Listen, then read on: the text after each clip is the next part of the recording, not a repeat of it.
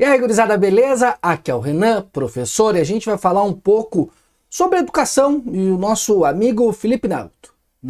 Solta a vinheta! De vinheta eu quero que tu bote o Felipe Neto numa sala, dando aula e na banheira de Nutella dando aula. Não foi irmão dele. Enfim. Então, gurizada, antes de mais nada, na descrição do vídeo aqui estão todas as redes sociais para vocês acompanharem o canal, tá? Se é a primeira vez que tu tá por aqui, saiba que eu sou professor, eu trabalho com adolescente, com criança. O professor chama de fábrica mesmo, né? Ele dá aula e tal. E teve este tweet do Felipe Neto, que vai aparecer na tela aí, no qual ele fala sobre tô tantos anos da minha vida e não usei mais a fórmula de Bhaskara, sei lá, qualquer logaritmo que eu, né? E isso traz uma discussão no âmbito da educação, todo mundo falando, é isso aí, Felipe Neto, como você está sabendo legal? E outras pessoas falando assim, Felipe Neto não sabe de nada, temos que acabar com o Felipe Nelson. O Felipe Neto é mais um desses tudólogos da internet, apesar de eu achar que ele tem um pouco mais de responsabilidade que alguns, ele às vezes se corrige e tal, mas ele também é um pouco cabeça dura sobre determinados assuntos, mas não dá para negar que ele tem uma importância no debate público, aquilo que a gente falava lá muito tempo sobre o Monark também, então ele é uma das pessoas que tem bastante importância dentro do debate público, tá? Ao falar isso, principalmente sabendo aí qual é o principal público que ele atinge, ele fala isso para adolescentes, né? Sai criança antes da adolescência e tal. Enfim, vocês entenderam, tá? Isso é importante porque vamos esquecer especificamente o conteúdo que ele falou, tá? Não interessa o conteúdo que ele falou. Felipe Neto, ele traz aí dentro da filosofia, apesar de eu não ser filósofo, essa frase dele traz toda uma percepção e uma pegada utilitarista do que a escola deveria fazer. Como assim?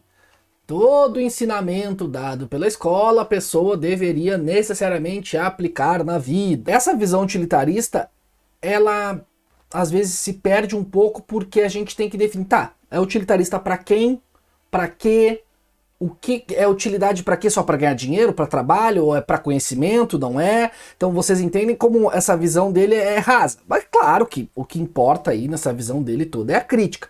Aí tem um outro cara chamado Paulo Freire, que ele fala exatamente, mais ou menos, com muita boa vontade com o Felipe Neto, tá? Mas ele fala mais ou menos o que o Felipe Neto fala quando ele fala que tem que partir da realidade do aluno para construir o conhecimento.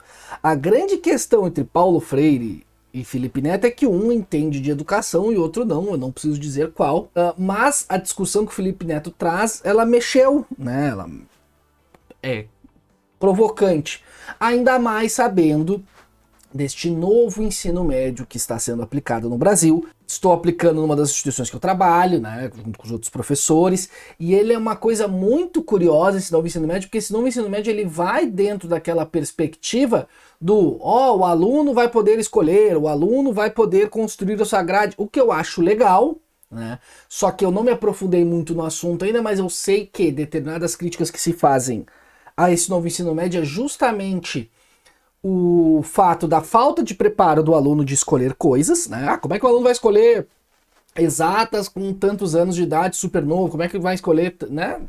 Essa é uma crítica. E a crítica principal, quem não é da educação vai conseguir entender também fácil, que é qual? A gente organiza escolas para esse novo ensino médio. Então, as escolas vão oferecer itinerários formativos de humanas, de ciências da natureza, de ciências exatas e tal. Vamos oferecer tudo isso. Só que a gente não tem mão de obra, professor qualificado, né? Então a gente acaba fazendo o quê?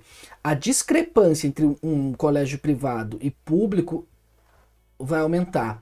Porque o público não vai ter mão de obra, não vai ter preparo, daí dos itinerários formativos tem alguns que eles não vai dar, e isso tudo vai aumentar essa diferença. Ainda mais, e daí falando em cima daquele tweet do Felipe Neto, que eu acho uma das principais coisas na educação que se discute, que não se discute na verdade sobre esse novo ensino médio, é a função do vestibular.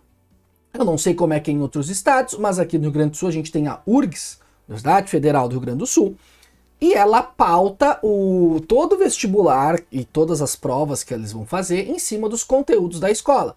Então, por exemplo, uma escola que dá muito conteúdo e que cobra muito conteúdo e que é conteudista, com mais outros fatores culturais e econômicos, né? Às vezes é sabido que alunos que têm pais que se formaram, que têm faculdade, a tendência a eles darem mais valor para aquilo, né? Então, bota tudo isso numa sala de aula, tu vai ter pessoas que vão conseguir entrar na Universidade Federal. Então, quando a gente faz esse novo ensino médio, talvez a gente esteja aumentando a discrepância entre o público e o privado e fazendo aquela lógica. Quem paga pela melhor educação consegue entrar na faculdade pública. E óbvio que a culpa não é dos alunos que estão ali, né? Estão estudando e tal. Mas é só essas discrepâncias que a gente precisa observar. E que daí faz o quê? A universidade, o Enem, cada vez mais ocupando esse espaço, se eles não mudarem o Enem e a universidade, o vestibular federal, pessoas de colégios públicos dentro desses novos itinerários formativos e os colégios públicos não tiverem todos, elas não vão conseguir entrar no vestibular, não vão conseguir entrar no Enem. E a gente não precisa ser grandes gênios, só tu observar aí o Brasil tá cada vez abrindo mais unisquinas, que a gente fala, né? O que são as unisquinas? Universidades aí, qualidade duvidosa, né? Tem universidade desde em cima de garagem, saca? Então, o EAD, agora tá popularizando o EAD. Você que é formado em licenciatura em 6 meses, pode ter outra licenciatura. Então a gente fica popularizando coisas bem questionáveis na educação. Porque a função da educação, e daí voltando lá para a ideia do utilitarismo, tem gente que vai falar que é gerar emprego, tem gente que vai falar que é para passar no vestibular, mas a função da educação, ela tem que ser o espaço onde o indivíduo vai ter contato com a ciência. Ponto. Se ele vai usar isso depois, se ele não vai usar isso depois, isso é outra discussão. E aí eu acho que o colégio peca, porque ele não consegue promover esses espaços científicos, onde o aluno vai, compreenda o que é ciência, seja alfabetizado em ciência e crie a cultura do pensamento científico. Em humanas, em ciências da natureza, em exatas, em linguagens. O aluno não cria essa cultura de pensamento científico nessas áreas.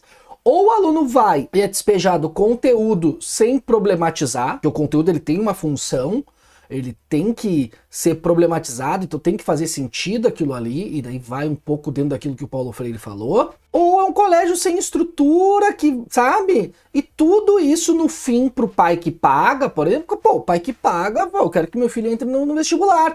Então a gente tem aí um problema que é qual? O vestibular nisso tudo, que ele ocupa um papel de pautar como as escolas se organizam, tô falando aqui do Rio Grande do Sul pelo menos, tá? Ele pauta muito como as escolas se organizam, e a gente tem esse próprio papel aí desse novo ensino médio que vai aumentar provavelmente, né, o abismo, apesar de eu tender a gostar dessa ideia do aluno poder escolher alguma área, porque daí, ele tende, né, o aluno, à medida que o aluno gosta de uma coisa, ele tende a fazer aquilo lá. Mas de qualquer forma, essa frase do Felipe Neto é muito mais o cara adulto, recém-adulto, milionário, que óbvio que ele não usou os conhecimentos dele do colégio para ficar milionário, porque não são duas coisas descoladas uma coisa da outra. E tem que ser assim. E tem um monte de gente que fala assim, mas tem que ter educação financeira nos colégios. Eu acho que sim, mas tem alguns estudos que mostram que o fato de tu ter institucionalizado educação financeira em colégios onde as pessoas daqueles locais não têm grana, simplesmente não muda nada. Porque educação financeira faz sentido com quem mexe com dinheiro, com quem tem alguma coisa, sabe? Então tu bota educação financeira em lugares onde não tem. Se eu achar o estudo eu vou linkar aqui.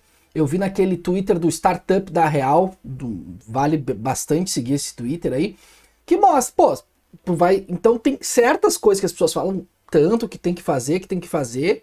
Não adianta. Imagina num lugar onde historicamente a polícia chega, bate nas pessoas, né? Que nem apareceu o cara lá que filmou a casa dele, a polícia entrou, roubou as coisas da casa do cara.